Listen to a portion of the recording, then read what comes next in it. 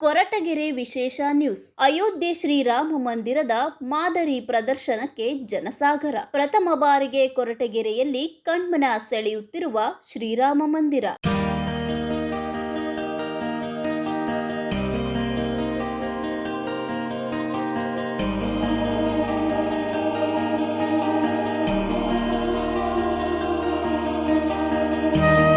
ಅಯೋಧ್ಯೆಯ ಭವ್ಯ ಶ್ರೀರಾಮ ಮಂದಿರದ ಮಾದರಿಯು ಇದೀಗ ಮೊದಲ ಬಾರಿಗೆ ಕೊರಟಗೆರೆ ಪಟ್ಟಣದ ಶ್ರೀ ಕನ್ನಿಕಾ ಪರಮೇಶ್ವರಿ ಸಮುದಾಯ ಭವನದಲ್ಲಿ ಸಾರ್ವಜನಿಕರ ವೀಕ್ಷಣೆಗೆ ಲಭ್ಯವಾಗಿದ್ದು, ಭಕ್ತರು ಹಾಗೂ ಸಾರ್ವಜನಿಕರ ಅಪಾರ ಮೆಚ್ಚುಗೆಗೆ ಪಾತ್ರವಾಗಿದೆ.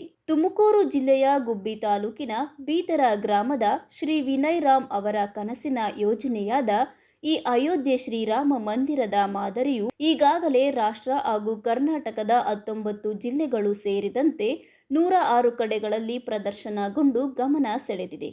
ಇದೀಗ ಕೊರಟಗೆರೆ ಪಟ್ಟಣದ ಕನ್ನಿಕಾ ಪರಮೇಶ್ವರಿ ದೇವಸ್ಥಾನದಲ್ಲಿ 107ನೇ ಬಾರಿ ಪ್ರದರ್ಶನ ನಡೆಯುತ್ತಿದ್ದು, ಸಾವಿರಾರು ಜನರು ಭೇಟಿ ನೀಡಿ ಶ್ರೀರಾಮನ ದರ್ಶನ ಪಡೆದು ಪುನೀತರಾಗುತ್ತಿದ್ದಾರೆ.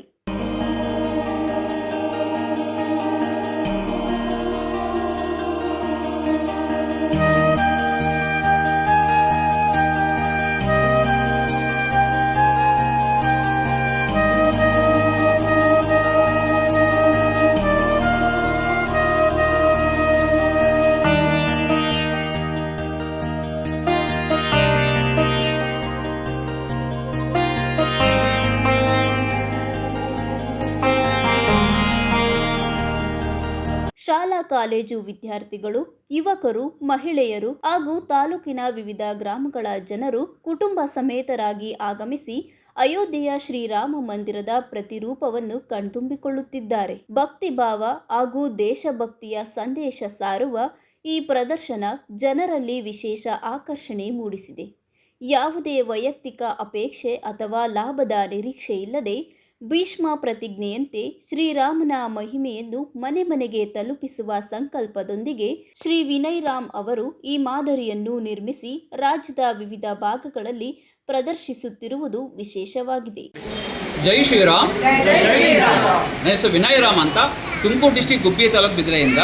ಇಂದು ಅಯೋಧ್ಯೆ ರಾಮದ ಮಾದರಿಯನ್ನು 108 ಕಡೆ ಪ್ರದರ್ಶನ ಮಾಡುವ ಭೀಷ್ಮ ಪ್ರತಿಜ್ಞೆ ಮಾಡಿದ್ದು, ರಾಜ್ಯ ಹಾಗೂ ರಾಷ್ಟ್ರದಾದ್ಯಂತ 2022ನೇ ಇಸ್ವಿಯಿಂದ ನಿರಂತರವಾಗಿ ಪ್ರದರ್ಶನ ಆಗ್ತಾ ಬರ್ತಾ ಇದೆ. ನಿರಂತರ ನೋಡಿ, ಒಂದು ಪ್ರದರ್ಶನ ಆಗಿದ ತಕ್ಷಣ ಮತ್ತೆ ನಾವು ಮನೆಗೆ ಹೋಗಿಲ್ಲ, ಮತ್ತೆ ಬೇರೆ ಪ್ರದರ್ಶನ ಕೊಡಬೇಕು. ಹಂಗಾಗಿ ನಾನು 3.5 ವರ್ಷ ಆಯ್ತು ಮನೆ ಬಿಟ್ಟು. 3.5 ವರ್ಷದಿಂದ ನಿರಂತರವಾಗಿ ಪ್ರದರ್ಶನ ಆಗ್ತಾ ಬರ್ತಾ ಇದೆ. ಇದು ಮಾಡಿರೋ ಉದ್ದೇಶ ಬಂದ್ಬಿಟ್ಟು ನೋಡಿ, ಮಾಡಿರೋ ಉದ್ದೇಶ ಏನಪ್ಪ ಅಂದರೆ, ಮೊದಲನೇದಾಗಿ ರಾಮನ ಅವತಾರ ತ್ರೇತಾಯುಗದಲ್ಲಿ ಏನಕ್ಕಾಗಿತ್ತು ಅಂದರೆ, ಧರ್ಮ ಶಿಕ್ಷಣ ಮತ್ತು ಆತ್ಮಜ್ಞಾನದ ಉಪದೇಶಕ್ಕೋಸ್ಕರ ರಾಮನ ಅವತಾರ ಆಗಿರುತ್ತೆ. ಅದೇ ರೀತಿ ರಾಮನ ಆದರ್ಶ ಗುಣಗಳು ಸರ್ವರಿಗೂ ಬೇಕು ಅಂತ. ಏನಕ್ಕೆ ಅಂದರೆ ನೋಡಿ, ರಾಮ ಬಂದು ಸೂರ್ಯ ವಂಶದವನು ಅಲ್ವಾ. ಸೂರ್ಯ ಸರ್ವರಿಗೂ ಯಾವ ಥರ ಸರಿಸಮವಾಗಿ ಬೆಳಕನ್ನು ಕೊಡ್ತಾನೋ, ಅದೇ ರೀತಿ ರಾಮನ ಆದರ್ಶ ಗುಣಗಳು ಯಾವುದೇ ಜಾತಿಗೆ, ಧರ್ಮಕ್ಕೆ, ಪಕ್ಷಕ್ಕೆ ಸೀಮಿತ ಅಲ್ಲ, ಸರ್ವರಿಗೂ ಬೇಕು ಉದ್ದೇಶ ಇಟ್ಕೊಂಡು ರಾಜ್ಯ ಹಾಗೂ ರಾಷ್ಟ್ರದಾದ್ಯಂತ ಪ್ರದರ್ಶನ ಮಾಡ್ತಾ ಬರ್ತಾ ಇದ್ದೀನಿ. ಅದೇ ರೀತಿ ಎರಡನೇದಾಗಿ ಸಮಾನತೆಯನ್ನು ಹಂಚುವಲ್ಲಿ ಪಂಚಭೂತಗಳು ಅಂದರೆ ಆಕಾಶ, ಭೂಮಿ, ಗಾಳಿ, ನೀರು, ಬೆಳಕು ಸರ್ವರಿಗೂ ಸರಿಸಮವಾಗಂತಿದೆ, ಯಾರಿಗೂ ಭೇದ ಭಾವ ಮಾಡ್ತಾ ಇಲ್ಲ. ಮೂರನೇದಾಗಿ ಎಷ್ಟೋ ಜನ ಏಜ್ ಆಗಿರುತ್ತೆ, ಒಂದು 90 ವರ್ಷ ಮೇಲ್ಪಟ್ಟು ಏಜ್ ಆದವ್ರಿಗೆ ಅಯೋಧ್ಯೆಗೆ ನಮ್ಮ ಕೈಲಿ ಹೋಗೋಕೆ ಆಗೋದೇ ಇಲ್ಲ ಅಂದ್ಕೊಂಡವರು ಅಟ್ಲೀಸ್ಟ್ ಇದು ನೋಡೋದ್ರಿಂದ ಒಂದು ಪುಟ್ಟು ರಾಮನ ಅರಮನೆ ನೋಡಿದ್ರೆ ಮನ್ಸ್ಕೊಂಡು ಸಮಾಧಾನ ಖಂಡಿತ ಆಗೇ ಆಗುತ್ತೆ. ಅದೇ ರೀತಿಯಲ್ಲಿ ಎಷ್ಟೋ ಜನ ಮಕ್ಕಳಿಗೆ ಆಗಲಿ ನಮ್ಮಂಥವ್ರಿಗಾಗಲಿ ಇದು ನೋಡಾದ್ಮೇಲೆ ಅಯೋಧ್ಯೆಗೆ ಹೋಗ್ಬೇಕು ಅನ್ನೋದೊಂದು ಪ್ರೇರಣೆ ಆಗುತ್ತೆ. ಎಲ್ಲ ಉದ್ದೇಶ ಇಟ್ಕೊಂಡು ಪ್ರದರ್ಶನ ಮಾಡ್ತಾ ಬರ್ತಾ ಇದ್ದೀವಿ. ಈಗ 107ನೇ ಪ್ರದರ್ಶನಕ್ಕೆ ಈಗ ಕನ್ನಿಕಾ ಪರಮೇಶ್ವರಿ ದೇವಸ್ಥಾನ ಕೊರಟಗೆರೆಯಲ್ಲಿ ಪ್ರದರ್ಶನ ನಡೀತಾ ಬರ್ತಾ ಇದೆ. ಇನ್ನು ಒಂದಿನ ಮಾತ್ರನೇ ಇದೆ, ನಾಳೆ ಕೊನೆಯ ದಿನ. ಆದಷ್ಟು ಬಂದು ಎಲ್ಲರೂ ಬಂದು ಭಾಗವಹಿಸಿ ಶ್ರೀರಾಮನ ಕೃಪೆಗೆ ಪಾತ್ರರಾಗಬೇಕು. ಜೈ ಶ್ರೀರಾಮ್. ಧನ್ಯವಾದಗಳು. ಅಯೋಧ್ಯೆಯ ಶ್ರೀರಾಮ ಮಂದಿರದ ವೈಭವವನ್ನು ಜನರಿಗೆ ಸಮೀಪದಿಂದ ಪರಿಚಯಿಸುವ ಈ ವಿಶಿಷ್ಟ ಪ್ರದರ್ಶನ ಕೊರಟಗೆರೆಯಲ್ಲಿ ಭಕ್ತರ ಮನಗೆದ್ದಿದ್ದು, ದಿನದಿಂದ ದಿನಕ್ಕೆ ನೋಡುವ ಭಕ್ತಾದಿಗಳ ಸಂಖ್ಯೆ ಹೆಚ್ಚುತ್ತಿದೆ ಎನ್ನುತ್ತಾರೆ ಇಲ್ಲಿನ ವ್ಯವಸ್ಥಾಪಕರು. ಜೈ ಶ್ರೀರಾಮ್.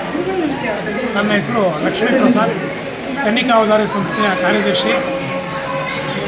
ಕೊರಟಗೆರೆಯಲ್ಲಿ ಅಯೋಧ್ಯೆ ಶ್ರೀರಾಮನ ಒಂದು ಮೂರ್ತಿಯ ಒಂದು ವಿಚಾರವಾಗಿ ಮತ್ತು ಅದರ ಒಂದು ಮಾಡೆಲ್ ಬಗ್ಗೆ ಇಡೀ ಕೊರಟಗೆರೆ ನಗರದ ಎಲ್ಲ ವ್ಯಕ್ತಿಗಳು ನೋಡಲಿಕ್ಕೆ ಒಂದು ಅವಕಾಶವನ್ನು ಆರ್ಯವೇಶ ಮಂಡಳಿ ಹಾಗೂ ಎಲ್ಲ ಅಂಗಸಂಸ್ಥೆಗಳು ಸಹಕಾರವನ್ನು ನೀಡಿದೆ. ಇದರ ಜೊತೆಯಲ್ಲಿ ಆಧ್ಯಾತ್ಮಿಕ ಒಂದು ಪ್ರಚಾರವನ್ನು ಜಗತ್ತಿನ ಆದ್ಯಂತ ಅಯೋಧ್ಯೆಯಲ್ಲಿ ರಾಮ ಮಂದಿರ ನಿರ್ಮಾಣ ಆದ ನಂತರ ಅದರ ಒಂದು ಶಕ್ತಿ ಏನು ಅಂತಂತೇಳಿ ಇಡೀ ಜಗತ್ತಿಗೆ ಗೊತ್ತಾಗಿದೆ. ಹಿಂದೂಗಳಾದಂಥ ನಾವು ಧಾರ್ಮಿಕ ಗ್ರಂಥಗಳಾದಂಥ ರಾಮಾಯಣ ಮಹಾಭಾರತದ ವಿಷಯಗಳ ಬಗ್ಗೆ ನಮ್ಮ ಮಕ್ಕಳು ಮತ್ತು ಮುಂದಿನ ಒಂದು ಜನ್ರೇಷನ್ ತಿಳ್ಕೊಬೇಕಾಗುತ್ತೆ. ರಾಮನ ಒಂದು ತ್ಯಾಗ, ಆದರ್ಶ, ಬಲಿದಾನದ ಒಂದು ಪ್ರತೀಕವಾಗಿ ನಾವೆಲ್ಲರೂ ಕೂಡ ಅಯೋಧ್ಯೆಯ ವಿಚಾರವಾಗಿ ಮತ್ತು ರಾಮ ಮಂದಿರದಲ್ಲಿ ಆಗಿರುವಂಥ ಒಂದು ಆಧ್ಯಾತ್ಮಿಕ ಒಂದು ಶಕ್ತಿಯ ಚೈತನ್ಯವನ್ನು ಇಡೀ ಜಗತ್ತಿಗೆ ಭಾರತ ಕೊಡ್ತಾ ಇದೆ. ನಾವೆಲ್ಲರೂ ಕೂಡ ಮುಂದೆ ರಾಮನ ಆದರ್ಶವನ್ನು, ಆ ಒಂದು ತತ್ವ ಸಿದ್ಧಾಂತಗಳನ್ನು ನಾವೆಲ್ಲರೂ ಕೂಡ ಪಾಲಿಸ್ಕೊಂಡು ನಮ್ಮ ಜೀವನದಲ್ಲಿ ನಾವು ಅಳವಡಿಸ್ಕೋಬೇಕು ಅಂತೇಳಿ ರಾಮನ ಒಂದು ವಿಷಯವಾಗಿ ನಾವು ತಿಳ್ಕೊಳ್ಳಿಕ್ಕೆ ಸಾಧ್ಯ. ಜೈ ಶ್ರೀರಾಮ್.